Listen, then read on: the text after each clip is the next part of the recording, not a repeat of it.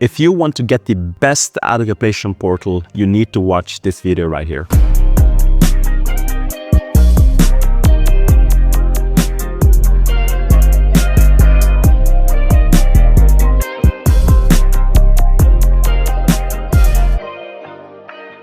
Hi, my name is Maurice, and you finally got your hands on your very own PlayStation Portal. But you're probably wondering, how do you get the best performance out of this little device? Well, in today's video, I'm going to show you my tips and tricks on how to make your PS Portal perform at its absolute best. And I promise you, you won't want to miss out on a few tips and tricks at the end. So tip number one is actually optimizing your connection.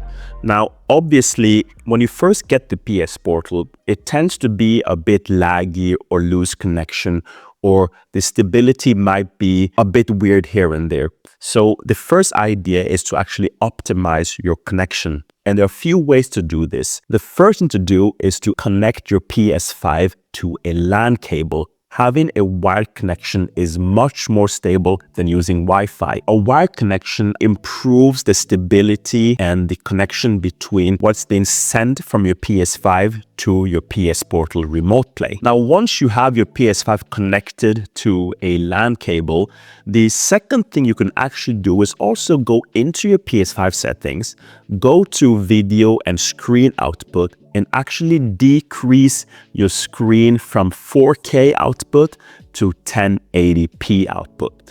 The reason for this is that the PlayStation Portal only reaches to 1080p.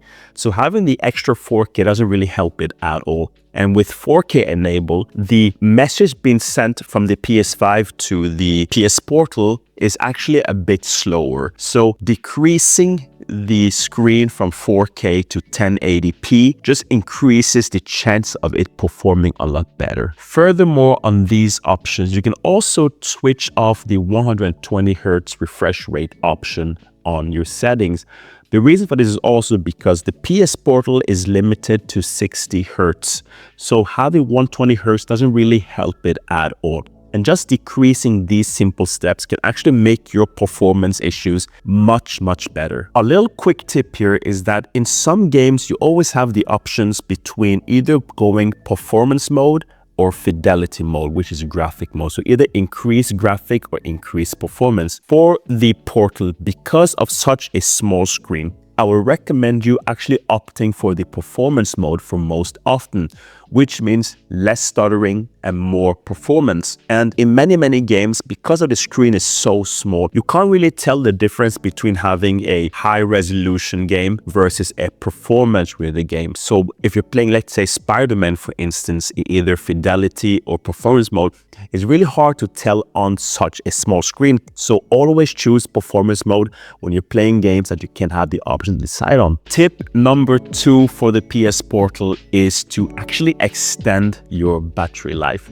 Now, this little device honestly has such great battery for its size, but with these simple steps, you can actually extend and make the battery life even better. Now, here's how you do it. The first thing you want to do is to actually decrease the screen brightness. Now, obviously, the screen brightness is important if you're playing, let's say, outside, but most often this thing is going to be used within an inside and controlled light environment, which means you don't really have to have the screen brightness on its fullest all the time. So I'll recommend you to actually turn it off a bit sometimes to save some battery life. And furthermore, if you're in bed playing your game, as I do most often late at night, and your partner is close to you, I wouldn't recommend having a bright ass screen shining the lights in the middle of the night. It might piss off your partner in some instances. Now, on the topic of extending battery life, by turning off the vibration option and the lights option, you actually improve the battery life of the Portal as well. Now, personally, I like to have the adaptive triggers option on and a bit of vibration just to feel the game I'm playing. But if you really want to maximize your battery life, turning off these things in the settings can really help and make a difference on you being able to play a few more minutes or not. Finally, when it comes to extending the battery life, you have to remember to actually turn off your PS Portal. This I found out the hard way. The thing is, when you just press the power on button one time and just tap it. The screen goes off, yes, but the PS Portal itself isn't really off. It actually enters what I would call a rest mode. But in the rest mode, it actually consumes a bit of battery. So if you're on a road trip and really need to be able to game whenever you want after charging this thing, I would recommend you actually turning it off completely. If you don't turn it off, you end up just wasting valuable battery life most often. Now, if you'd like to hear my full thoughts on this device, the PS Portal, I have my full review after 4 months with this thing in the link in description. Now, here's a little bit of a bonus tip for you guys. Now, there are a few ways to actually log into the PS Portal. The first method is to press the PS button on the remote itself in the top left corner. The other method is actually to touch the screen itself, which is a bit of a little neat trick, I'd say. So this little device is amazing. And if you've enjoyed the video so far, don't forget to hit the like button and hit subscribe. If you have any of your own tips and tricks, please share them in the comment section. We don't gatekeep around here. Tip number 3 is being able to connect a Bluetooth headset to your PS Portal. You need to have a USB stick for this to work. And the thing was, when I first got my PlayStation Pulse 3D, I thought it would automatically work on the PS Portal. This is not the case.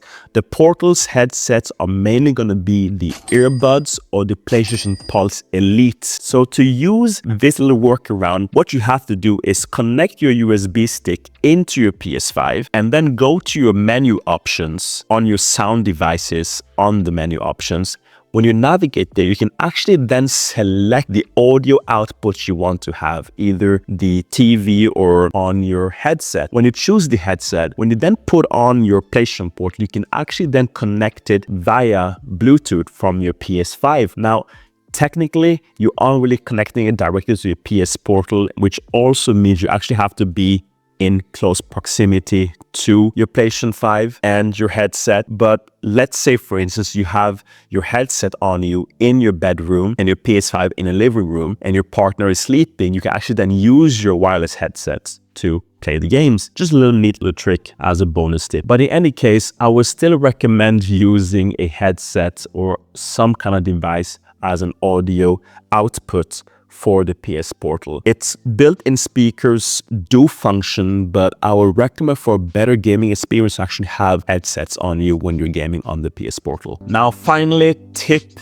number 4, cloud gaming. In order to get the best utilization of your PlayStation Portal, you need to subscribe to PlayStation Premium membership. Honestly, this membership thing is a game changer. What cloud gaming does is that it enables you to play games that you don't actually own yourself on your console library, which in essence means that you can actually buy a PS Portal and enjoy PS5 games without owning your own PlayStation 5 console. Now, obviously, you need to have a stable internet connection, but being able to play games such as Control, Ghost of Tsushima, Witcher 3, Spider-Man, Ratchet & Clank, all for a monthly payment of the subscription is crazy. And with PlayStation probably having the best game library out there, at least debatable the best game library out there, being able to just play these games on the go whenever you want is just fantastic. With that being said, those were my tips and tricks to make this device perform at its absolute best. If you enjoyed this video, do leave a like and let me know in the comment section if you have your own tips and tricks. We don't gatekeep around here. And if you'd like to see more of these kind of videos and want to be up to date whenever I release a new video, remember to hit the bell icon. Thanks for watching and I'll see you guys in the next one.